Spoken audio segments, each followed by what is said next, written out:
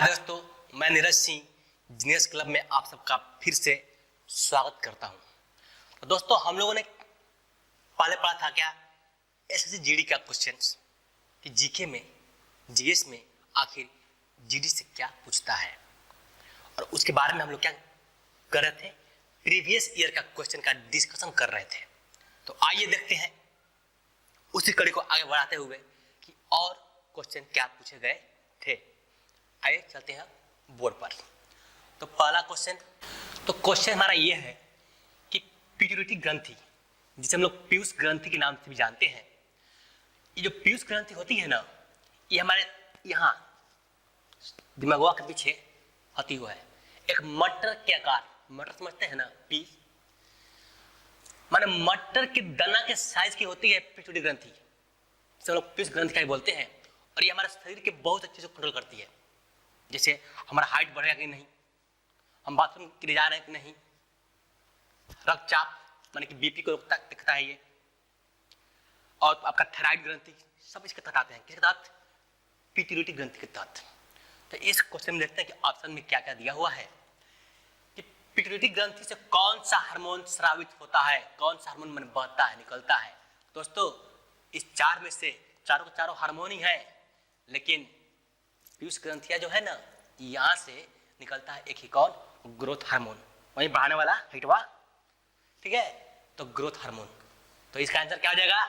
B. तो first question का answer क्या है? बी, कि ग्रोथ हार्मोन जो है पीयूष ग्रंथि से निकलता है। आगे बढ़े दोस्तों, क्वेश्चन दिया है कि 1920 में जमशेदपुर में भारत में पहला लोहा और इस्पात का काम किसने स्थापित किया? ठीक है, देखिए नाम क्या है, जमशेदपुर। आपको जान के आश्चर्य होगा कि जमशेदपुर जो है वो वहां पर जो ये मतलब लोहा और इस्पात का काम जो चालू किए थे वो थे कौन? जमशेद जी टाटा। कौन थे? जमशेद जी टाटा। इसलिए कुछ लोग जमशेदपुर को टाटा भी बोलते हैं, ठीक है ना। तो इसका आंसर क्या होगा? जे.एन. टाटा। क्या होगा? जे.एन. टाटा। जे.एन. टाटा ने जमशेदपुर में लोहा और इस्पात का काम शुरू किया है, इसलिए वहां स्टील प्लांट है। कहां पर? जमशेदपुर यानी टाटा में। आगे बढ़ते हैं नेक्स्ट क्वेश्चन की तरफ। किस भारतीय राज्य में हाउसिंग सोसाइटी, उद्योगों और अन्य निर्दिष्ट श्रेणियों के भवनों के लिए, किसके लिए? भवनों के लिए सौर संयंत्रों का अनिवार्य कर दिया गया है। मतलब कि अगर आप उस राज्य में कोई कंपनी बैठा रहे हैं, ठीक ना, कोई बड़ा सा प्रोजेक्ट लेके जा रहे हैं या फिर कोई बड़ा बिल्डिंग बना रहे हैं, तो वहां पर सोलर एनर्जी का ही यूज करना है, ठीक है। तो वो कौन सा राज्य है? तो माय डियर फ्रेंड्स, वो है हरियाणा। कौन सा है? हरियाणा, खट्टर जी वाला, ठीक है ना। कौन सा? हरियाणा, खट्टर जी वाला। तो डी इसका आंसर होगा, हरियाणा। मनोहर लाल खट्टर कौन है? मुख्यमंत्री, वही की बात कर रहे हैं। आइए आगे बढ़ते हैं कि प्रधानमंत्री रोजगार योजना PMRY किस वर्ष शुरू की गई थी? तो प्रधानमंत्री रोजगार योजना जो था दोस्तों 1993 में स्टार्ट किया गया था भारत में, ठीक है। तो इसका आंसर क्या हो जाएगा? ए। 1993 में प्रधानमंत्री रोजगार योजना स्टार्ट हुआ था। आइए आगे बढ़ते हैं अगला क्वेश्चन की तरफ। क्या दिया है क्वेश्चन, देखते हैं। दिया है साइकिल की सवारी करके, साइकिल की सवारी करके दुनिया को पार करने वाला सबसे तेज एशियाई कौन है? आइए, माने हम इंसान जो है ना, ये दिमाग जो होता है एकदम सोचता रहता है, कुछ ना कुछ सोचता रहता है। अब बताइए, कोई काम हुआ, एक रिकॉर्ड बनाने के लिए साइकिल से पूरा दुनिया का टक्कर कर दिया। और इस सब काम जो होता है ना, हम लोग करते हैं भारत वाले, ठीक है। तो वो आइए देखिए कौन थे? वेदांगी कुलकर्णी जो थे, उन्होंने साइकिल से ही पूरा दुनिया दौड़ लिए। सबसे तेज साइकिल के द्वारा सबसे कम समय में पूरा दुनिया भ्रमण करने वाले पहले एशियाई थे। ठीक है, कौन थे? वेदांगी कुलकर्णी। Answer A. आगे बढ़ते हैं दोस्तों। दिया कि कौन सा भारतीय सांस्कृतिक स्थल विश्व विरासत सूची में शामिल नहीं है, मतलब कि वर्ल्ड हेरिटेज लिस्ट में वो कौन सा भारतीय स्थल है जिसको शामिल नहीं किया गया है। तो दोस्तों, हुमायूं का मकबरा है, लाल किला परिसर वो भी है, कुतुब मीनार वो भी है, क्या बच गया? जामा मस्जिद, दिल्ली वाला, दिल्ली में है, ठीक ना, वहीं जामा मस्जिद वर्ल्ड हेरिटेज में अभी तक नहीं आया है। तो आंसर क्या हो जाएगा इसका? डी। ओके, आगे बढ़ते हैं नेक्स्ट क्वेश्चन की तरफ। अगला क्वेश्चन दिया है कि चिप्स को ऑक्सीकृत होने से बचाने के लिए चिप्स के बैग में कौन सा गैस प्रवाहित की जाती है? देखिए दोस्तों, अब मान लीजिए चिप्स हुआ, कुरकुरे हुआ, जब हम लोग खाते हैं, जंक फूड में आता है, जब ठीक है, जो हम लोग खाते हैं तो जब खाते हैं तो क्रंची रहता है, ताकि खरीदते हैं तो आउचे फुल रहता है, पैकेटवा देखेंगे आप लोग फुला हुआ रहता है, तो क्या लगता है कि पूरा उसके भरा हुआ है चिप्स उसमें? नहीं, जाके खरीदेगा 10 रुपये का 10 निकलेगा, 10 पीस भी नहीं रहता है 10 रुपये में। हवा भरा रहता है, हवा, जो उसमें हवा यानी जो गैस भरा रहता है वो क्या होता है? नाइट्रोजन। क्या होता है? नाइट्रोजन। अगर उसमें गैस ना भरा जाए ना तो मालूम है क्या होगा? पुल हो जाएगा, एकदम मैंने मेरे आ जाएगा क्या चीज? चिप्स, फिर खाने में मजे नहीं आएगा, ठीक है ना। तो ध्यान रखिएगा कि चिप्स के पैकेट के अंदर या फिर कुरकुरे के पैकेट के अंदर जो गैस भरा जाता है वो क्या होता है? नाइट्रोजन, ठीक है। तो इसका आंसर क्या होगा? बी। चलिए अब बढ़ते हैं हम लोग अगला क्वेश्चन की तरफ। यहां दिया है धोप एक मौसमी खेल है जो खेला जाता है। धोप एक खेल है जो सीजनल गेम है। क्या है? सीजनल गेम, मौसमी खेल है। ये खेला जाता है किस राज्य में? 4 राज्य का नाम दिया हुआ है, मेघालय, नागालैंड, महाराष्ट्र और असम। तो धोप जो है ना दोस्तों, ये असम का एक सीजनल गेम है। किसका? असम का। तो इसका आंसर क्या हो जाएगा? डी। चलिए आगे बढ़ते हैं नेक्स्ट क्वेश्चन की तरफ। अगला दिया है केंद्रीय समाज कल्याण बोर्ड के संस्थापक अध्यक्ष कौन थे? 4 ऑप्शन दिया है, जी दुर्गाबाई देशमुख, अरुणा आसफा अली, एनी बेसेंट, सरोजिनी नायडू। तो पर जानते हैं कि 4 गोल जो है कौन भाई? दोस्तों ये चारों जो है ना, उसमें से एक छोड़ के एनी बेसेंट को छोड़ दिया जाए तो 3 उसका थी, स्वतंत्रता सेनानी थी हमारे भारत की, ठीक है ना। अब इसमें जी दुर्गाबाई देशमुख जो है यही समाज कल्याण बोर्ड के संस्थापक और अध्यक्ष रही है। किसका? केंद्रीय समाज कल्याण बोर्ड के संस्थापक और अध्यक्ष दोनों कौन थी? जी दुर्गाबाई देशमुख, ठीक है। तो इस क्वेश्चन का आंसर क्या हो जाएगा? ए। अब बात करें ये भी क्या थी?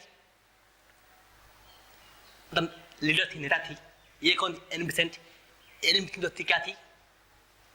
ये गरीबों का मतलब समाज, समाज सुधारक। इनको भारत से बहुत लगाव हो गया।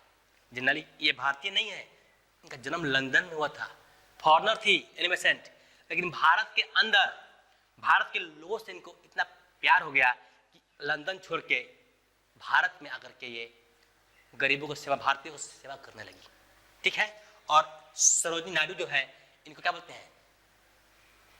एक कवित्री भी थी और भारत की फर्स्ट लेडीज राज्यपाल जो उत्तर प्रदेश की राज्यपाल बनी थी। कौन?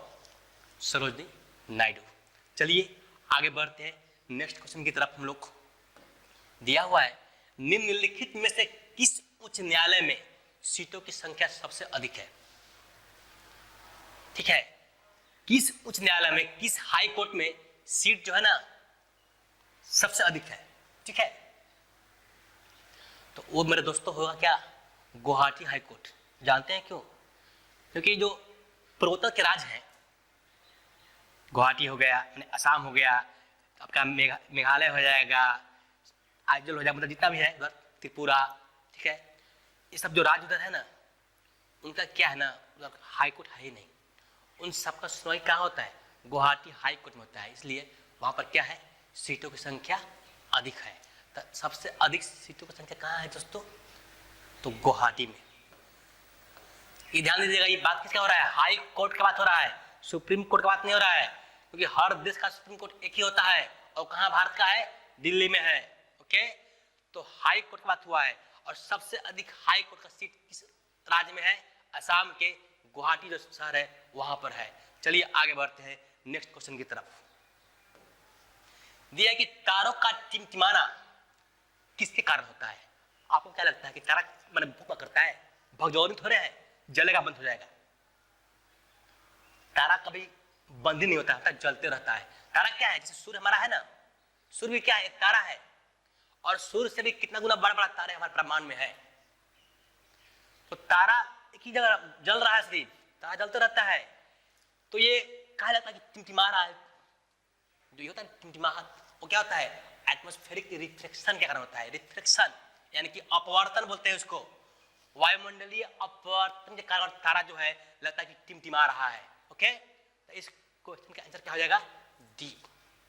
ठीक है, तो क्या होगा आंसर? डी। चलिए आगे बढ़ते हैं हम नेक्स्ट क्वेश्चन की तरफ। अगला दिया है कि भारत के अधिकांश शास्त्रीय नृत्य भाव, राग और, अब सिंपल सी बात है, भाव भी आ गया, राग भी आ गया, तो ताल बाकी रह गया है ना। अब गाने का भाव तुमको मिल गया है, राग भी हमको आ गया है। जब तक ढोलकवा नहीं बजता ये कैसे गाएगा कोई? ढोलक हारमोनियम बजेगा तभी तो ताल भी लगता है। तो भाव, राग और ताल तीनों मिलता है, तब जाके भारतीय शास्त्रीय संगीत का मजा मिलता है। ठीक है, तो क्या आंसर होगा इसका? ताल, बी। चलिए हम लोग बढ़ते हैं नेक्स्ट क्वेश्चन की तरफ। ओके, नेक्स्ट क्वेश्चन दिया क्या? राष्ट्रीय युवा दिवस किसके जन्मदिन पर मनाया जाता है? तो दोस्तों, राष्ट्रीय युवा दिवस जो है हमारे थे ना स्वामी विवेकानंद, बंगाल में जन्मे। इन्हीं के जन्मदिन था कब? 12 जनवरी, याद कर लीजिए बढ़िया से। 12 जनवरी 1863 में जन्मे थे। कौन? विवेकानंद। इनका नाम क्या था पहले? क्या, जब विवेकानंद नहीं थे तब पहले क्या नाम था? नरेंद्र नाथ दत्त थे पहले। जब रामकृष्ण परमहंस को अपना गुरु बनाए तो उन्होंने इन्हें नाम दिया क्या? विवेकानंद। बाद में ये स्वामी विवेकानंद ही बन गए। तो इन्हीं के जन्मदिन के उपलक्ष्य में भारत में राष्ट्रीय युवा दिवस मनाया जाता है। और बात करें वर्ल्ड युवा दिवस का, वो कब है मालूम है? 12 अक्टूबर को, सॉरी 12 अगस्त को। कब है? 12 अगस्त को, 12 अक्टूबर नहीं, 12 अगस्त को। ठीक है, तो इसका आंसर क्या हो जाएगा? स्वामी विवेकानंद। आगे बढ़ते हैं नेक्स्ट क्वेश्चन की तरफ। दिया है निम्नलिखित में से किस कारण से विशाल बांधों के निर्माण का विरोध किया जाता है? अब देखिए भाई साहब, अब हम नदी के ऊपर विशाल बांध बनाएंगे तो क्या उससे होगा? नदी के किनारवा जो के जमीनवा है, जो के घर द्वारवा है, सब चल जाएगा ना। जितना बड़ा बांध बनाएगा उतना अधिक जमीन का यूज होगा, है ना। तो इसलिए किसानों और आदिवासियों का बड़े पैमाने पर क्या होता है? विस्थापन करना पड़ता है। मतलब कि आज मान लीजिए कि हमारा जन्म हुआ है यहाँ पर, ठीक है, हम यहाँ रह रहे हैं, कोई आके बोले अरे तू घर जा, छोड़े जगह हमारे लिए, आपको बुरा नहीं लगेगा? लगेगा ना। वही बात है कि जहां हम जन्मे हैं, जहां हम रह रहे हैं, जहां हम खा पी रहे हैं, जहां हमारे लोग हैं, अगर हमको वहीं से उठा के बाहर दिए जाए कहीं और, तो बुरा लगेगा ना। इसीलिए जब बड़ी बड़ी डैम, बड़ी बड़ी बांधें बनती है ना, तो इसका विद्रोह होता है। ठीक है दोस्तों, तो इस क्वेश्चन का आंसर क्या हो जाएगा? डी, किसानों और आदिवासियों का बड़े पैमाने पर विस्थापन। चलिए हम लोग आगे बढ़ते हैं नेक्स्ट क्वेश्चन की तरफ। और अगला क्वेश्चन रहा ये कि 69 में गणतंत्र दिवस, ठीक है, 69वां 69 जो गणतंत्र दिवस यानी कि रिपब्लिक डे जो आया था, उस कब? 2018 में पड़ा था। ठीक है, में अशोक चक्र से किसे सम्मानित किया गया? पर जानते हैं ये कि अशोक चक्र किस चिड़िया का नाम है? दोस्तों ये अशोक चक्र चिड़िया नहीं है, ये हमारे बहादुर सैनिक जो होते हैं ना, जो अपने देश के लिए मर मिटते हैं, आतंकवादी से लड़ते हुए या फिर जिंदा भी रहें, मतलब कि जो पीस का काम करते हैं, मतलब किसी एरिया में शांति बनाए रखने का काम करते हैं, उन्हीं को ये अशोक चक्र से 26 जनवरी को हमारे माननीय राष्ट्रपति के हाथों सम्मानित किया जाता है। और जिंदा है तो खुद देते हैं, और उस में मारे गए हैं तो उनके परिवार वाले, उनके बीवी, उनके माँ बाप, इनमें से किसी एक को ये समर्पित किया जाता है। ठीक है दोस्तों, तो अशोक चक्र जो था 2018 में मिला, किसको? ज्योति प्रकाश निराला को मिला था। किसको मिला था? ज्योति प्रकाश निराला को। इसमें नाम अलग रहे, हंगपन दादा, मुकुंद वरदराज, मोहन गोस्वामी, इन तीनों को भी अशोक चक्र मिला था। ठीक है, हंगपन दादा को कब मिला था? 15 में मिला था, इनको 14 में मिला था, इनको 17 में मिला था। ध्यान रहे दोस्तों। तो इन सबको चारों नाम दिया है, चारों लोग को अशोक चक्र मिला है। ठीक है, लेकिन ज्योति प्रकाश निराला थे, इनको मरणोपरांत मिलते, बेचारे मर गए थे तब मिला था इनको। चलिए, तो इस क्वेश्चन का आंसर क्या होगा? डी, ज्योति प्रकाश निराला। हम लोग आगे बढ़ते हैं नेक्स्ट क्वेश्चन की तरफ। और अगला क्वेश्चन ये रहा, भारतीय संविधान लिखने वाली संविधान सभा में कितने सदस्य थे?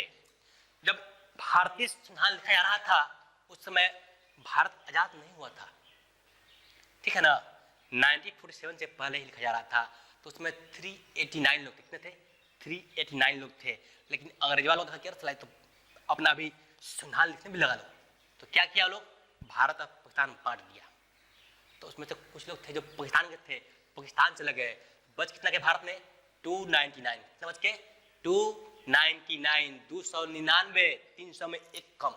ठीक है, 299 लोग थे जब भारतीय संविधान लिखा जा रहा था, उसमें सदस्य थे। और यही लोग थे ना जब 1947 में भारत आजाद हुआ, और जब तक संविधान लिखा नहीं गया तब तक इनमें से सब मंत्री बने। ठीक है, यही सब देश को संभाल रहे थे। कौन? 299% जो थे वही। तो इसका आंसर क्या हो जाएगा दोस्तों? बी। क्या हो जाएगा?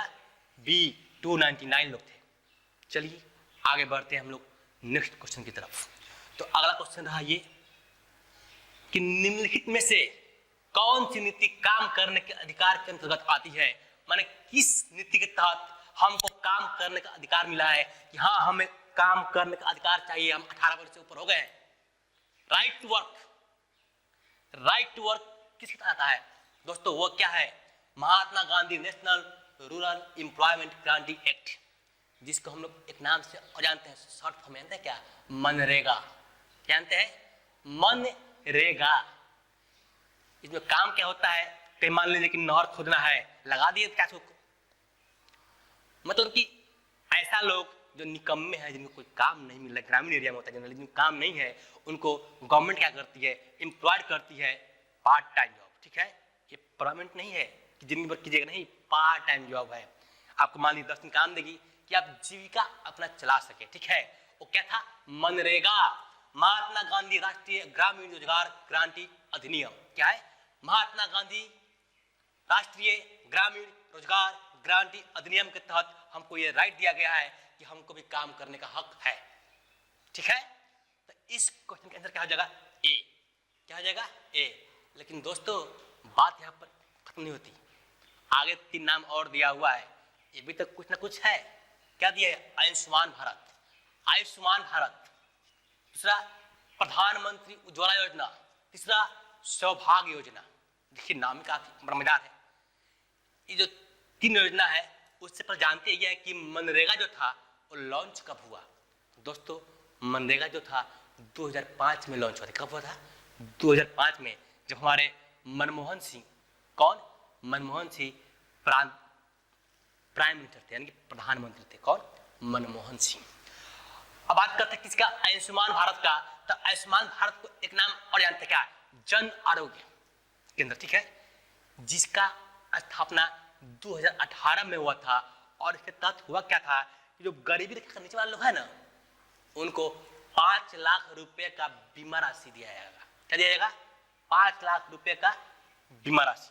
ठीक है, एक कार्ड बनता है, उसके थ्रू अब मान लीजिए कि कोई बड़ा बीमारी हो गया आपको, अब बुखार हो गया है तो मत ले जाइए कार्ड वाले के, कि हमारा बुखार हो गया, हमारा दवाई दे दो, ना ना, बुखार में नहीं मिलता ही, बड़ा रोग होगा तब दवा मिलेगा। ये जैसे मान लीजिए कि किडनी खराब हो गया, पथरी हो गया, मतलब जिसमें बड़ा अमाउंट खर्चा होता हो, उस समय आप अगर आयुष्मान भारत वाला कार्ड बना के जाइएगा ना तो फ्री में इलाज होगा।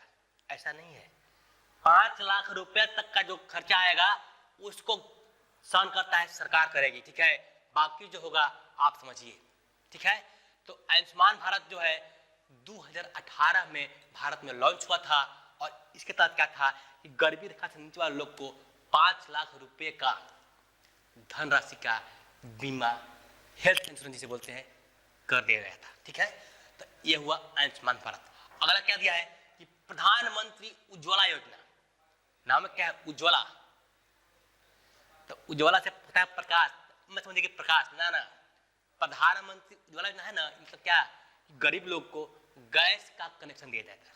क्या चीज, गैस और चूल्हा, सिलेंडर होता है ना, सिलेंडर खाना बनाने वाला वो, और साथ में चूल्हा, उसका फ्री में डिस्ट्रीब्यूट किया गया फर्स्ट टाइम। अब ये नहीं कि जिंदगी भर देगा सरकार, नहीं, एक बार दे दिया, लो है चूल्हा लो, आई क्या लो, सिलेंडर लो, खाना बनाओ इस पर। एक किस लिए किया गया, तो गांव में क्या होता था कि लोग लकड़ी पर, ये होता ना जैविक ईंधन होता है, उस पर खाना बनाते हैं, जिससे धुआं निकलता है। धुआं समझते हैं ना, जो आंखों में जाता है, लंग्स में जा रहा है, सांस ले रहा है, इससे आदमी दमा के मरीज, अंधे, बहुत प्रकार के, माने भिन्न भिन्न प्रकार के रोग हो जाता है। तो इसको देखते हुए हमारा गवर्नमेंट जो है, अभी कौन गवर्नमेंट है, नरेंद्र मोदी गवर्नमेंट, ठीक है, इन्होंने ये डिसीजन लिया कि क्यों ना हम गरीब लोगों को फ्री में गैस और चूल्हा दे दें। इससे क्या होगा कि फर्स्ट टाइम फ्री में मिल जाएगा तो धीरे धीरे लोग जोड़ के मतलब कि इसके आदी बन जाएंगे, तो क्या होगा, पॉल्यूशन से भी छुटकारा मिलेगा हमको, ठीक है। तो ये था हमारा क्या, प्रधानमंत्री उज्ज्वला योजना। अब बात करते हैं ऑप्शन डी का, जो दिया है क्या, सौभाग्य योजना। देखिए सौभाग्य मतलब क्या, वो सौभाग्य नहीं, सौभाग्य में क्या होता है, फ्री में बिजली, क्या चीज, फ्री में बिजली गरीब लोगों को दिया जाता था। ये जो है 2016 में लॉन्च हुआ। कब हुआ दोस्तों, 2016 में। इसमें क्या हुआ, फ्री में बिजली दिया गया। ये आपका कब लॉन्च हुआ था, 25 सितंबर 2017 को सौभाग्य योजना लॉन्च किया गया। अब 25 सितंबर बोले मतलब क्या कोई खास दिन है, हाँ जी खास दिन है, पंडित दीनदयाल उपाध्याय का पुण्य नहीं, जन्मदिन है। क्या है, जन्मदिन। तो पंडित दीनदयाल उपाध्याय के जन्मदिन के उपलक्ष्य में हमारे माननीय प्रधानमंत्री नरेंद्र मोदी ने सौभाग्य योजना का शुभारंभ किया, ठीक है, झारखंड में किया था, ठीक है। चलिए, तो इस क्वेश्चन का आंसर क्या है, आपको मालूम चल गया है कि हमको काम करने का अधिकार कौन देता है, मनरेगा देता है। कौन देता है, मनरेगा। आइए हम दोस्तों आगे बढ़ते हैं अगले क्वेश्चन की तरफ। अगला क्वेश्चन दिया है कि ईस्ट इंडिया कंपनी के उदय के बाद निम्नलिखित में से किस समुद्री बंदरगाह में गिरावट आई। जब भारत में ईस्ट इंडिया कंपनी आई तो उन्होंने देखा कि कलकत्ता, बम्बे, विशाखापट्टनम जो है वो समुद्र किनारे है, और वहां से मतलब कि पहले क्या था कि एरोप्लेन नहीं था ना, पहले पानी से काम होता था, मतलब जो भी हो रहा बिजनेस था ना, व्यापार था हम लोग का, वो बाई वाटर, वाया वाटर होता था, समुद्र के थ्रू, ठीक है, नदी के थ्रू। पहले एरोप्लेन था ही नहीं, बना ही नहीं था। तो उस समय जब ईस्ट इंडिया कंपनी भारत में आई तो उन्होंने क्या किया कि सब पर तो ध्यान दिया, सूरत पर ध्यान नहीं दिया। किस पर, सूरत पर। तो यही इस क्वेश्चन के अंदर क्या हो जाएगा, सूरत, ठीक है। बात करें बंदरगाह का तो कलकत्ता में भी बंदरगाह है, हल्दिया में, बॉम्बे में भी है, और विशाखापट्टनम में भी बंदरगाह है, ठीक है। आगे बढ़ते हैं नेक्स्ट क्वेश्चन की तरफ। अगला दिया है कि भूमि पर अधिक जनसंख्या दबाव वाले क्षेत्र में किस प्रकार की खेती की जाती है। अब सिंपल सी बात है दोस्तों कि मान लीजिए कि जहाँ जनसंख्या अधिक हो, क्या हो, जहाँ जनसंख्या अधिक हो तो वहाँ खेत क्या हो जाएगा, कम पड़ जाएंगे। तो वहाँ पर खेती कैसा होगा, तो वहाँ पर खेती होता है इंटेंसिव सब्सटेंस फार्मिंग। क्या होता है, गहन निर्वाह खेती, ठीक है, गहन निर्वाह खेती होता है, लेकिन 3 गो और नाम दिया हुआ है, देख रहे हो ना, 3 नाम और दिया हुआ है। एगो दिया है व्यापक निर्वाह खेती, एक दिया है वाणिज्यिक खेती, एक दिया है आदिम निर्वाह खेती, माने प्रिमिटिव सब्सटेंस खेती। कि व्यापक में क्या होता है, व्यापक में होता है कि जमीन बहुत रहता है, जमीन जो है बहुत बड़ा रहता है, तो वहां खेती भी होती है जम के, माने अधिक जमीन है तो खेती को जम के, ठीक है। जहां गहन है, कम है, वहां खेती से जुड़ा हुआ होता है। फिर क्या है बी, वाणिज्यिक खेती। वाणिज्यिक में क्या होता है, वैसा खेती जिससे पैसा आता हो, समझे, जैसे तंबाकू हो गया, कपास हो गया, जूट हो गया, ईख हो गया, गन्ना, ये सब जो गेहूं हो गया, इस सब से क्या होता है, ये सब वाणिज्यिक खेती है, ठीक है ना, इससे आप इनकम अधिक कमा सकते हैं। और एक दिया है क्या, आदिम निर्वाह खेती। ये सब कहाँ होता है, पहाड़ी एरिया में जो है ना, हमारे आदिवासी बहुत लोग वो अपनी जिंदगी जीने के लिए खेती करते हैं, उतने करते हैं जितना उसे उपज हो और खाए और जिंदा रहे, ठीक है। तो इस क्वेश्चन का आंसर जो दिया हुआ है कि भूमि पर अधिक जनसंख्या दबाव वाले क्षेत्र में किस प्रकार की खेती की जाती है, तो जहाँ जनसंख्या का घनत्व तो अधिक होगा वहां पर भाई बहनों गहन निर्वाह खेती, यानी कि डी, ठीक है। चलिए अब आगे बढ़ते हैं नेक्स्ट क्वेश्चन की तरफ। दोस्तों अगला क्वेश्चन दिया हुआ है कि सूर्य, नदियां और तालाबों की पूजा से जुड़े त्योहार है। जैसे ही बात आता है ना सूर्य, नदियां, तालाब, तो दिमाग में एक काम क्लिक करता है, क्या, छठ पूजा। क्या चीज, छठ पूजा। जानते हैं ये बिहार का फेमस फेस्टिवल है, अब तो दुनिया मना रहा है, पूरा वर्ल्ड में जहाँ जहाँ है बिहारी तहाँ छठ पूजा कर रहे हैं, चाहे अमेरिका हो, चाहे इंग्लैंड हो, चाहे फ्रांस हो, चाहे जर्मनी हो, हर जगह छठ पूजा हो रहा है, भारत छोड़ दीजिए। तो छठ पूजा जो है उसमें क्या होता है, उगते हुए सूरज को तो जल देते ही हैं, ढलते हुए सूरज को जल दिया जाता है। दुनिया का यही एक पूजा है जिसमें ढलते हुए सूरज को भी जल दिया जाता है, छठ पूजा। इसलिए इसे छठ पूजा को हम लोग महापर्व के नाम से जानते हैं। ओके, आगे बढ़ते हैं दोस्तों नेक्स्ट क्वेश्चन की तरफ, ठीक है। इस क्वेश्चन का आंसर क्या था, बी। अगला क्वेश्चन क्या दिया हुआ है कि देशों की तुलना करने के लिए प्रमुख आर्थिक विशेषता उनकी है, क्या है, जीडीपी यानी इनकम, रुपया। भाई पर व्यक्ति आय कितना है, इससे यह तो मेन है तुलना करने का कि कौन देश गरीब है कौन देश धनी है, तो इनकम हो जाएगा, ठीक है। तो इस क्वेश्चन के अंदर क्या हो जाएगा, इनकम, आय, यानी कि आंसर क्या हुआ, ए। चलते हैं अगले क्वेश्चन की तरफ। तो नेक्स्ट क्वेश्चन क्या दिया हुआ है कि भाखड़ा नांगल बांध किस नदी पर स्थित है। तो भाखड़ा नांगल बांध जो है ना बचवा, सतलुज नदी पर, कहां पर, सतलुज नदी पर स्थित है, और जो बंधवा है पंजाब में पड़ता है, कहां पर, पंजाब में पड़ता है, ठीक है ना। तो सतलुज पर क्या है, भाखड़ा नांगल बांध कहां है, सतलुज पर, जो पंजाब में पड़ता है। अब सेकंड नाम दिया है रावी नदी, यहां भी बांध है, अभी तक तो नहीं है लेकिन बन रहा है और 2022 तक बन जाएगा। और इस बांध का जो नाम है क्या जानते हैं, शाहपुर कंडी, शाहपुर कंडी डैम है, ठीक है, जो कहां बन रहा है, रावी नदी के ऊपर बन रहा है। और किस जगह बन रहा है, ये पंजाब और जम्मू कश्मीर का बॉर्डर है, क्या है, बॉर्डर है, झेलम नदी, यहां भी एक डैम है, क्या नाम है उसका, मंगला बांध। याद रखिएगा, झेलम म से अंत किया फिर म से शुरू हो गया, मंगला, याद करने का देखिए बढ़िया से, झेलम म पर अंत और म से शुरू, मंगला बांध। आते हैं अगला, क्या दिया, चिनाब। चिनाब नदी जो है ना, ये भी कश्मीर में पड़ता है, झेलम भी कश्मीर में पड़ता है, रावी भी कश्मीर में, सब कश्मीर में पड़ रहा है भाई, और सब कश्मीर की तरफ है। ये पंजाब में है, ये डैम यहाँ पर है, यहाँ डैम जो है पंजाब और कश्मीर के बॉर्डर पर है, ये जम्मू कश्मीर में, ये भी जम्मू कश्मीर में, ठीक है। तो चिनाब नदी पर जो है ब, कहां कर रहा है, ब से होता है बगलिहार डैम, क्या होता है, बगलिहार डैम। चिनाब जो है, चिनाब नदी के ऊपर बगलिहार डैम बना हुआ है, ये भी जम्मू एंड कश्मीर में ही है। तो क्वेश्चन था भाखड़ा नांगल, जो कहां है भाई, सतलुज नदी पर है, आंसर क्या है इसका, ए, ठीक है। आगे बढ़ते हैं अगले क्वेश्चन की तरफ, क्या दिया हुआ है, 2 साल तक बिना किसी मुकदमे के राजनीतिक बंदियों को नजरबंदी की विशेषता थी।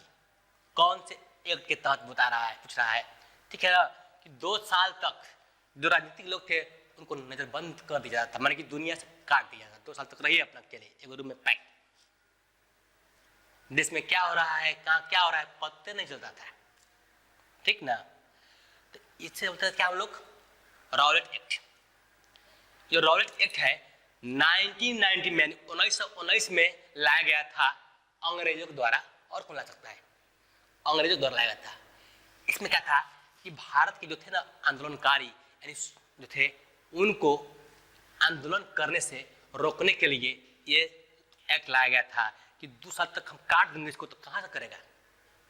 अब मान लीजिए हम यहाँ पर धरना में बैठ गए, अभी क्या होता है, कुछ होता है तो तुरंत बैठ जाता है, भाई काम क्या नहीं हो रहा है। उस समय ऐसा नहीं था, अब बैठे तो सही, बैठिएगा, आएगा पुलिस टांग के ले जाएगा। अब कहाँ ले जाएगा आपको मालूम चलेगा ही नहीं, आँखें बांध देगा, पट्टी बांध के चल जाएगा, ठीक ना। तो रॉलेट एक्ट था क्या कि भारत के जो थे आंदोलनकारी लोग, उनको कंट्रोल करने के लिए ये एक्ट लाया गया था। कब, 1919 में, यानी 1919, ठीक है। तो इसका आंसर क्या हो जाएगा, ए। आइए आगे बढ़ते हैं अगले क्वेश्चन की तरफ। और यहाँ दिया है कि मशरूम और अन्य सूक्ष्म जीव मृत पौधों और जानवरों के उत्तकों पर भोजन करते हैं और उन्हें में परिवर्तित करते हैं।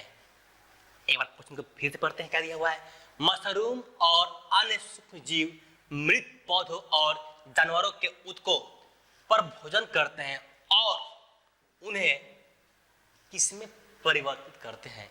दोस्तों होता क्या है कि मान लीजिए कि पेड़ पौधे सड़ जाते हैं, ठीक है, आदमी के जो मरते हैं हम लोग हैं, जो दफनाए जाते हैं वो सड़ जाते हैं, या फिर जानवर मरते हैं सड़ जाते हैं। सड़ते हैं तो वहाँ पर क्या होता है, वो जो है ना एक तरह का खाद बन जाता है। क्या बन जाता है, खाद। खाद बड़ा होता है, उपजाऊ, बड़े काम का चीज होता है वो। इसे अंग्रेजी में बोलते हैं क्या, ह्यूमस, हिंदी में बोलते हैं धरण।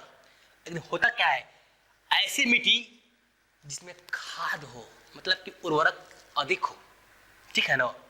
तो इसका उत्तर हो जाएगा क्या, डी, ठीक है। अब आते हैं अगले क्वेश्चन में। दोस्तों दिया हुआ है कि निम्नलिखित में से किस भारतीय कलाकार को life time achievement Grammy award से नवाजा गया था, ठीक है। ग्रैमी अवार्ड जो है ना अमेरिका का है, भारत का नहीं है। सोचिए, अमेरिका में भी भारतीय जो है पॉपुलर है, और ग्रैमी अवार्ड जो है ये संगीत की दुनिया से जुड़े लोग होता है। किसके, संगीत की दुनिया से जुड़े लोग हैं, चाहे गाते हो चाहे बजाते हो। गाने वालों को भी मिलता है और बजाने वालों को भी मिलता है। कौन सा, ग्रैमी अवार्ड, ठीक है। ये कहाँ का है, अमेरिका का अवार्ड है, ठीक है। और ये जो है हमारे देश के जो थे पंडित रविशंकर, कौन थे, पंडित रविशंकर जी, इन्हीं को ये अवार्ड मिला है। किसको, पंडित रविशंकर जी को ये अवार्ड मिला है। बाकी लोग जो है जाकिर हुसैन, ए रहमान, ये गायक हैं, ये म्यूजिशियन हैं, गाते भी हैं। और जाकिर हुसैन क्या थे, ये भी क्या थे, बजाने वाले थे, ठीक है ना। तो पंडित रविशंकर को ये ग्रैमी पुरस्कार मिला था, ठीक है दोस्तों। तो आज के लिए इतना ही। और दोस्तों आपसे मेरा ये रिक्वेस्ट है कि आपको कैसा लगा ये आप हमें कमेंट करके बताइएगा।